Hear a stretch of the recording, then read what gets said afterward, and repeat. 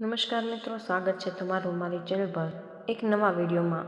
મિત્રો, આવનારી વિજયા એકાદશીના દિવસે જો તમે તુલસીના 5 પાનનો આ ઉપાય કરી લેશો તો મિત્રો લક્ષ્મી માતાની કૃપાથી તમારી પેઢીઓ સુધીની ગરીબી દૂર થઈ જશે। તેમજ જો તમારા ઘરમાં કોઈ દોષ જેવા કે વાસ્તુ દોષ, શનિ દોષ, મંગળ દોષ, નજર દોષ અને ગ્રહ દોષ હશે તો એનાથી પણ તમને મુક્તિ મળી જશે। આથી મિત્રો, આવનારી વિજયા એકાદશીના દિવસે જો તમે આ તુલસીના 5 પાનનો ઉપાય કરી લ્યો છો તો મિત્રો લક્ષ્મી માતાનો વાસ તમારા ઘરમાં હંમેશા માટે થશે।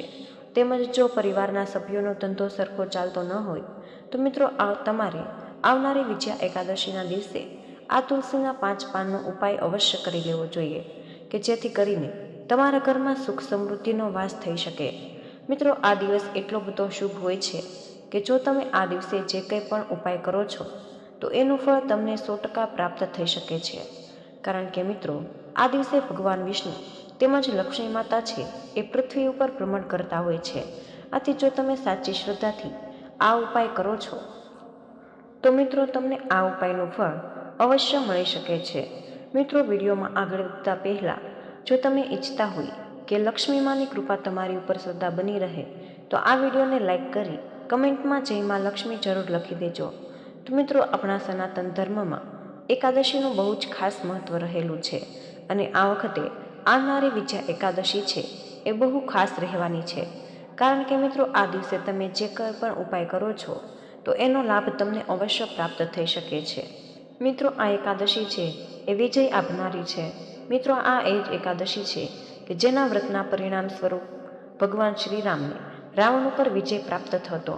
આથી મિત્રો, ભગવાન રામે કઈ વિધિથી આ વ્રતને કર્યું હતું તો એ જ વિધિ તમને આ વિડીયોમાં માધ્યમથી જણાવશું। તેમજ મિત્રો, આપણે આજના વિડીયોમાં વિજયા એકાદશીની બધી જ જાણકારી વિશે વાત કરીશું। તેમજ આનું વ્રત ક્યારે છે, તેમજ આ તિથિ ક્યારે શરૂ થશે અને ક્યારે પૂર્ણ થશે એ બધી જ જાણકારી મિત્રો આપણે આજના વિડીયોમાં જાણીશું। અને તેની સાથે જ તમારે આવનારી વિજયા એકાદશીના દિવસે આ 5 તુલસીના પાનવાળો ઉપાય કરવાનો છે, ક્યારે કરવાનો છે અને આ ઉપાય કોણ કરી શકે છે એ બધી જ જાણકારી આપણે આ વિડીયોમાં જાણીશું। તો મિત્રો, જો તમે આ એકાદશીનું વ્રત રહો છો તો તમે કોઈ પણ કાર્યમાં સફળતા પ્રાપ્ત કરી શકો છો। કારણ કે મિત્રો, આ એકાદશીનું નામ જ એવું સાર્થક કરે છે કે વિજય એ એકાદશી અર્થાત વિજય આપનારી એકાદશી માનવામાં આવે છે। આથી મિત્રો, તમે વિચારી શકો છો કે મર્યાદા પુરુષોત્તમ ભગવાન શ્રીરામે પણ આ વિજયા એકાદશીનું વ્રત રહીને રાવણ ઉપર વિજય પ્રાપ્ત કર્યો હતો। મિત્રો, આ કથા છે એ આપણા પુરાણોમાં પણ વર્ણિત છે। આથી મિત્રો, તમે જો પણ આ વિડીયોને પૂરો જોઈ લેશો તો તમને પણ આ વિડીયોની બધી જ જાણકારી પ્રાપ્ત થઈ જશે। આપણે આ વિડીયોમાં જાણીશું કે તમારે આવનારી વિજયા એકાદશીના દિવસે આ 5 તુલસીના પાનવાળો ઉપાય કઈ રીતે કરવાનો છે કે જેથી કરીને તમને ઉત્તમ ફળની પ્રાપ્તિ થઈ શકે। મિત્રો, આવનારી વિજયા એકાદશી છે એ ફાગણ માસના કૃષ્ણ પક્ષમાં આવે છે। મિત્રો, જો તમે આ વ્રત રહો છો તો તમને બધા જ કાર્યમાં વિજય પ્રાપ્ત થઈ શકે છે, અર્થાત સફળતા પ્રાપ્ત થઈ શકે છે। મિત્રો, જો કોઈ પણ વ્યક્તિના જીવનમાં બહુ જ મોટું સંકટ હોય, કોઈ પણ પ્રકારનો સંકટ હોય તો તેની આવનારી વિજયા એકાદશીનું વ્રત જરૂર રહેવું જોઈએ। કારણ કે મિત્રો, આ એકાદશી છે એ વિજય પ્રાપ્ત કરાવનારી છે। એટલે કે જો તમારું વર્ષ જૂનું કોઈ પણ કાર્ય હોય કે જે પાર ન પડતું હોય તો તમારે આ વિજયા એકાદશીનું વ્રત અવશ્ય રહેવું જોઈએ। તમે માત્ર શત્રુ ઉપર જ વિજય મેળવી શકતા નથી, પણ તમારે કોઈ પણ એવા અઘરા કામમાં પણ વિજય પ્રાપ્ત કરવા બહુ જરૂરી હોય છે। તેની સાથે જ મિત્રો, જો તમારા જીવનમાં આર્થિક સંકટ હોય તો એની ઉપર તમારે વિજય મેળવવાનો છે। તેમજ તમારા જીવનમાં જો સમય સારો ન ચાલતો હોય તો તમારે સારા સમય લાવવા માટે વિજય પ્રાપ્ત કરવાનો છે। આથી મિત્રો, આ એકાદશીનું વ્રત છે એ તમને વિજય પ્રાપ્ત કરાવે છે। તો મિત્રો, હવે આપણે જાણીએ કે તમારે વિજયા એકાદશીના દિવસે આ 5 તુલસીના પાનવાળો ઉપાય કઈ રીતે કરવાનો છે કે જેથી કરીને તમારા ઘરની ગરીબી છે એ દૂર થઈ શકે અને તમારા ઘરમાં સુખ સમૃદ્ધિનો વાસ થાય। મિત્રો, એ ઉપાય વિશે આગળ વધતા પહેલાં આપણે આ એકાદશીના વ્રતનું મહત્વ વિશે જાણી લઈએ કે તમારે આ વ્રત કઈ રીતે રહેવાનું છે।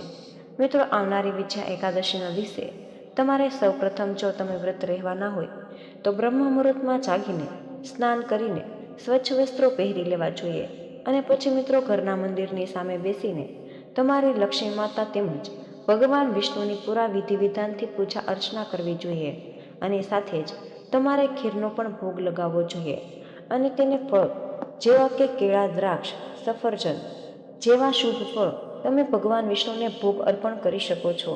અને જે લોકો પણ વ્રત રહે છે તે લોકોએ આ દિવસે કોઈ પણ પ્રકારનો તામસિક ખોરાક છે એ ગ્રહણ ન કરવો જોઈએ. આથી જો અમુક લોકો એવા છે કે જે નિર્જળા પણ વ્રત રહે છે તો તે લોકોએ પણ એક પાણીનું ટીપું પણ ગ્રહણ કરવાનું નથી. જ્યારે વ્રતનું સમાપન કરવાનું હોય ત્યારે તે લોકોએ સાત્વિક ભોજન જ ગ્રહણ કરવું જોઈએ. મિત્રો, વિજયા એકાદશી અત્યંત પુણ્યશાળી માનવામાં આવે છે. ધાર્મિક માન્યતાઓ અનુસાર આ વ્રત રાખવાથી બધા જ પાપોમાંથી દૂર થઈ જાય છે અને મોક્ષ પ્રાપ્ત થાય છે. આ વ્રત વ્યક્તિના જીવનમાં સુખ, સમૃદ્ધિ અને શાંતિ લાવવા માટે રાખવામાં આવે છે. આ ઉપરાંત જ આ વ્રત ભગવાન વિષ્ણુની પૂજા કરવાથી વિશેષ ફળ આપે છે. અને જો તમે કોઈ પણ કારણસર વ્રત ન રાખી શકો કે ઉપવાસ ન કરી શકો તો પણ મંત્ર જાપ તો કરી જ શકો છો. આ સાથે જ જેમ બને તેમ નકારાત્મકતાથી દૂર રહો. ઉપવાસ કરવાનું બીજું કારણ આરોગ્ય પણ છે. દર 15 દિવસે એકાદશી આવે છે. જો તમે આ દિવસે શરીરમાં અન્ન અને મસાલા વગેરે ઓછા જ આરોગો અને બને તેટલું પાણી અને પ્રવાહી લો તો તમારા શરીરને પણ ફાયદો થશે. અને મિત્રો, હવે આપણે જાણીએ કે તમારે વિજયા એકાદશીના દિવસે એવો કયો તુલસીના 5 પાનનો ઉપાય કરવાનો છે કે જેથી કરીને લક્ષ્મી માતાની કૃપા તમને પ્રાપ્ત થઈ શકે. મિત્રો, જ્યારે પણ તમે બ્રહ્મ મુહૂર્તમાં જાગીને સ્નાન વગેરે જેવા કાર્યો કરીને પછી જ્યારે પણ તમે ભગવાન વિષ્ણુ તેમજ લક્ષ્મી માતાની પૂજા અર્ચના કરવા પોતાના મંદિરની સામે બેસો છો તો મિત્રો તમારે સૌપ્રથમ એક શુદ્ધ ઘીનો દીવો પ્રગટાવી દેવાનો છે. અને મિત્રો, તમારે 5 તુલસીના પાન લઈ લેવાના છે. ધ્યાન રાખવાનું છે કે આ 5 તુલસીના પાન છે એ એકદમ જ શુદ્ધ અને લીલાછમ હોવા જોઈએ. મિત્રો, આ 5 તુલસીના પાન લઈને તમારે ભગવાન વિષ્ણુ એને અર્પણ કરી દેવાના છે. અને જ્યાં પણ તેની મૂર્તિ અને ફોટો હોય તેની નીચે તમારે આ 5 તુલસીના પાન છે એને મૂકી દેવાના છે. આના પછી મિત્રો તમારે કંકુ લઈ અને આ 5 પાન ઉપર તમારે એક એક ચાંદલો કરી દેવાનો છે. અને પછી મિત્રો ત્યારબાદ તમારે એક ચપટી ચોખા લઈ લેવાના છે અને આ 5 પાનની પાસે મૂકી દેવાના છે. અને મિત્રો સાથે જ તમારે 3 લવિંગ લઈ લેવાના છે. ભગવાન વિષ્ણુ તેમજ લક્ષ્મી માતાને અર્પણ કરવાના છે. મિત્રો, જ્યારે પણ તમે આ ઉપાય કરો છો ત્યારે તમારે પૂરી શ્રદ્ધા રાખવાની છે અને સાથે જ તમારા દેવી દેવતાને જે પણ તમે માનતા હોય એનું પણ તમારે સ્મરણ કરવાનું છે. અને મિત્રો, જ્યારે આ ઉપાય કરો ત્યારે તમારે એક મંત્રનો જાપ કરવાનો છે. ઓમ નમો ભગવતે વાસુદેવાય મંત્રનો તમારે 21 વાર જાપ કરવાનો છે. અને મિત્રો સાથે જ તમારે ભગવાન વિષ્ણુ તેમજ લક્ષ્મી માતાને એવી પ્રાર્થના કરવાની છે કે હે ભગવાન વિષ્ણુ, તમે જ લક્ષ્મી માતા અમારા ઘરમાં જે પણ પ્રકારની મુશ્કેલી છે એમાંથી અમને ઉજાગર કરો અને અમારા ઘરમાં જે પણ ગરીબી તેમજ દરિદ્રતા છે એને તમે દૂર કરી દેજો. અને જો અમારા ઘરમાં કોઈ નકારાત્મક ઉર્જા હોય તો એની તમે સમાપ્તિ કરી દેજો. તેમજ જો મિત્રો તમારે સાથે એવી પણ પ્રાર્થના કરવાની છે કે જો તમારા ઘરમાં કોઈ માંગલિક કાર્ય થઈ શકતા ન હોય, અર્થાત કોઈ સભ્યો એવા છે કે જેના માટે કોઈ માંગવું ન આવતું હોય અથવા તો કોઈ લગ્નનો પ્રસ્તાવ આવતો ન હોય તો મિત્રો તમે એના માટે પણ ભગવાન વિષ્ણુ અને લક્ષ્મી માતાને પ્રાર્થના કરી શકો છો. કારણ કે મિત્રો આ વિજયા એકાદશીનો દિવસ છે એ બહુ જ મહત્વનો હોય છે. આથી તમે ભગવાન વિષ્ણુ અને લક્ષ્મી માતા પાસે જે કંઈ પણ વસ્તુ માંગો છો એ તમને અવશ્ય આપે છે. સાથે જ મિત્રો તમારે સાચી શ્રદ્ધા રાખવી જોઈએ અને તમારે હંમેશા સત્કર્મો જ કરવા જોઈએ. તમે એવું વિચારશો કે માત્ર આ ઉપાય કરવાથી જ મિત્રો આ બધું શક્ય નથી, પણ મિત્રો એક વસ્તુ કહેવાય છે ને કે ક્યારેક દવા અને દુવા બંને જ વસ્તુ કામ કરી જતી હોય છે.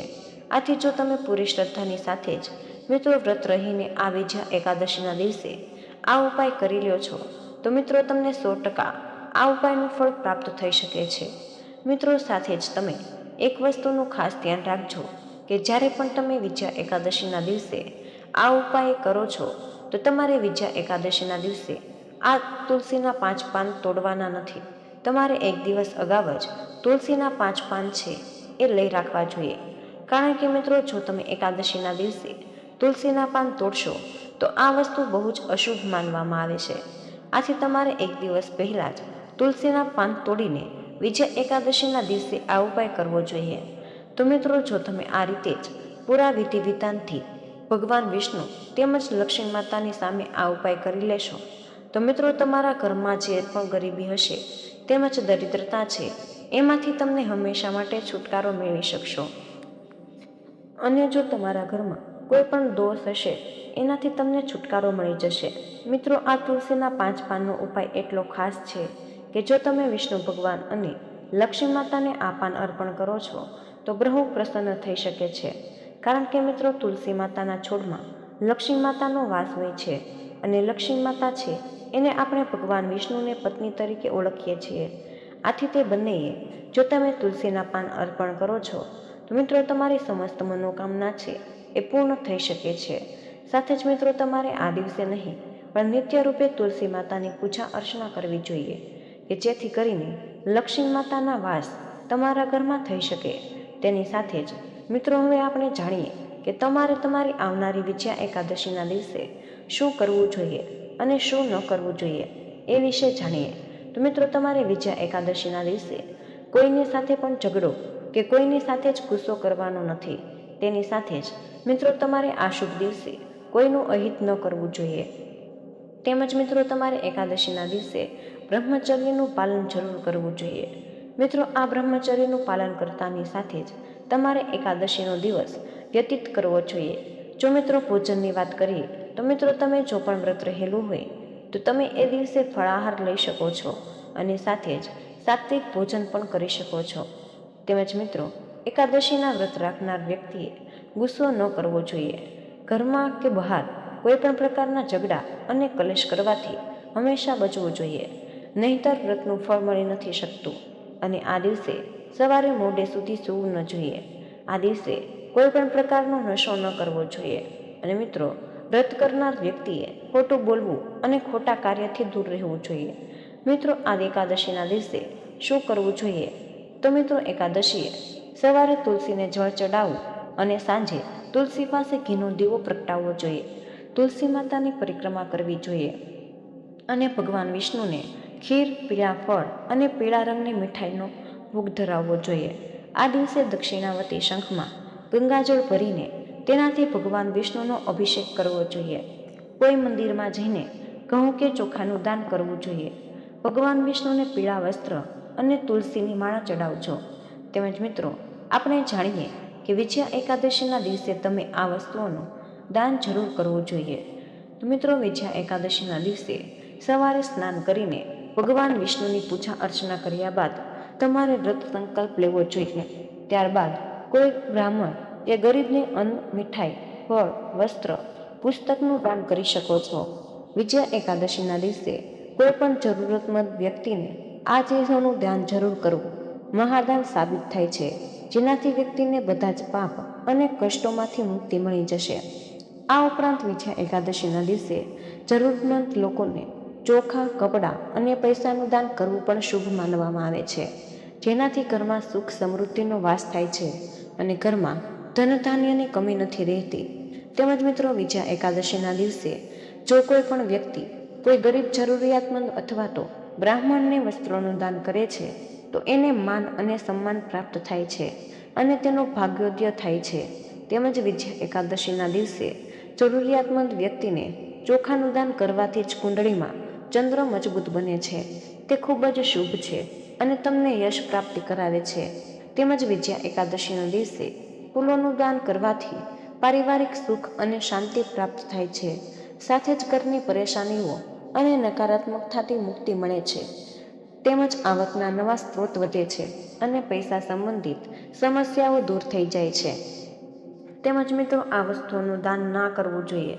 તમારે વિજયા એકાદશીના દિવસે દાન કરતી વખતે કેટલીક બાબતોનું ધ્યાન રાખવું જોઈએ.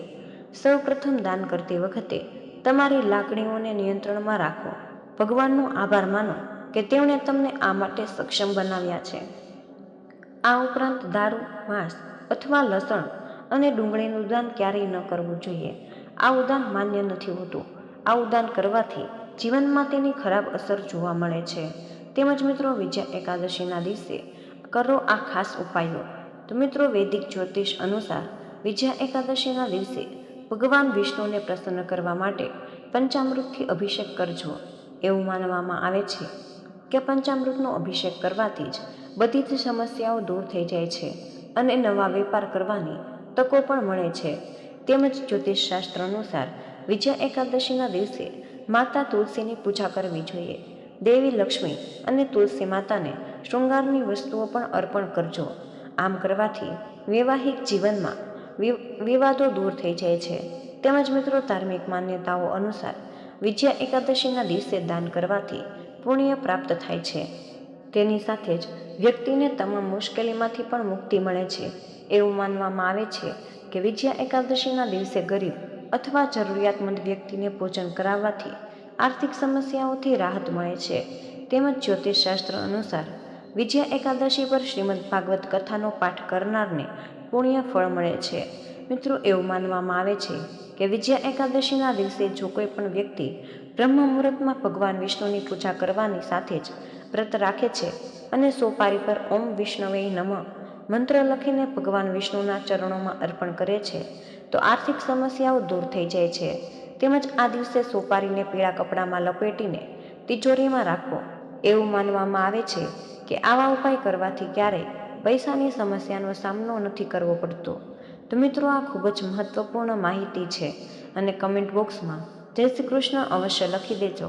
તમને વિનંતી છે કે વિડીયોને હજુ સુધી લાઇક ન કર્યું હોય તો વિડીયોને લાઇક કરી ચેનલને સબસ્ક્રાઈબ જરૂર કરી દેજો.